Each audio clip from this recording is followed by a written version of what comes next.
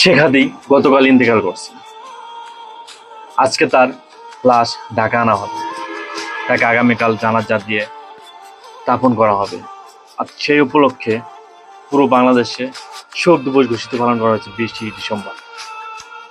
শেখ হাদির পরিবারের দায়িত্ব নিচ্ছে সরকার, কিন্তু তাতে কি হবে? তার সন্তান কি পাবে শেখ হাদিকে বাবা বলে ডাকার মতো? কে ডাকবে তাকে বাবা বলে? তার স্ত্রী কি পাবে শেখ হাদিকে?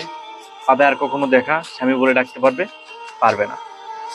শেখ হাদির মতো হাজারো জনতা, হাজারো কণ্ঠস্বর, হাজারো প্রতিবাদী লোক ক্রমাগতভাবে এ দেশ থেকে নিপাত হচ্ছে, তাদেরকে হত্যা করা হচ্ছে। কিন্তু কেন? এই বাংলার জমিনে বিচার হবে না? শেখ হাদির প্রকাশ্য গুলি করা, হত্যাকাণ্ড, যারা হত্যাকাণ্ডের সাথে জড়িত সারা দেশ ছেড়ে পালায়। বাংলাদেশের মানুষ কিছু জানে না। পুলিশ বাহিনী, সরকার ক্রমাগত এগুলো হ্রাস করে যাচ্ছে। কিন্তু কেন? শুধু শেখ হাদি না, শেখ হাদির মতো আরো অনেকেই মৃত্যুবরণ করছে অন্যায়ের প্রতিবাদ করতে গিয়ে। তাহলে কি বাংলার জমিনে অন্যায় প্রতিবাদীর কণ্ঠস্বর থাকবে না? কি অন্যায় প্রতিবাদ করবে না? কেন এরকম হচ্ছে? সরকার ক্রমাগতভাবে এগুলো সব দেখেই যাচ্ছে, কিন্তু এর কোনো বিচার নাই।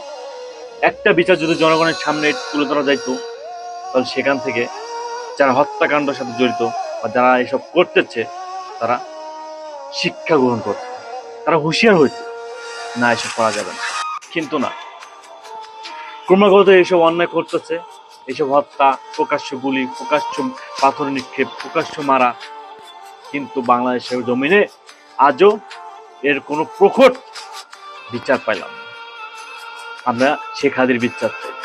শেখ হাদির বিচারের কারণে জনতা, ছাত্র সমাজ মিছিল করছে, বিক্ষোভ করছে, কিন্তু তাতেও কিন্তু শেখ হাদি ফেরত আসবে না। প্রশাসনের কাছে, সরকারের কাছে একটাই দাবি, শেখ হাদির হত্যাকারীকে প্রকাশ্যে মানুষের ভিড়ে, মানুষের মাঝে দু চোখে সরাসরি বিচার রায় করা, যাতে তাদের এই রায় দেখে, তাদের এই বিচার দেখে বাকি সব মুনাফিকেরা, হত্যাকারীরা, বিদ্রোহী, যারা বিদ্রোহীর পরাস্তকারী, যারা অন্যায় করে,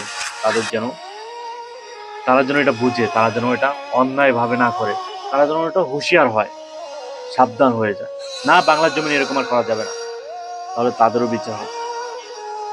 ইঁদুরের গর্ত যদি লুকায় থাকে, ওই দুই কুত্তার বাচ্চা যারা শেখ হাদিকে হত্যা গুলি করছে, তাদেরকে ধরে আইনে এই বাংলার জমিনে বিচার করতে হবে।